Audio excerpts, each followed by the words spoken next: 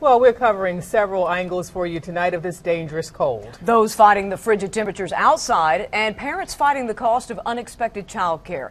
We began with News 13's Jerica Insko, who is working in this cold alongside others. And Jerica, who all did you run into working outside? Well, if you think about it, a lot of people, including myself, have to work outside. The mailman, trash man, anybody delivering anything, and of course, road crews. But today I caught up with guys who work out of this office here at Public Works, and they're pretty tough.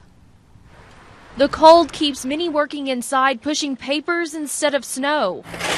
But for some, it does the opposite, making frozen sidewalks their office. We've been doing this for the past 3 days from 7 a.m. until 7 p.m. Not only are their work days longer, but they're also harder. We usually average in a day probably somewhere in the neighborhood of 5 miles a day with the crew that we got right now. They're fine with more work, minus the Arctic air. It's very difficult.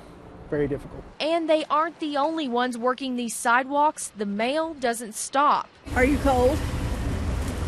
I'm sorry you have to work in the cold. And what's your answer when they ask you that? I'm cold. And of course, people still need water. It's hard to work with people outside, so they're in the truck. But these workers have some tricks and fleece up their sleeves. Layers. I got 4 layers on top, 2 on the bottom. A t-shirt, a work shirt, a hoodie, and a pair of bibs and a jacket. So I've got 5 layers on my upper body, plus a toboggan and a hoodie.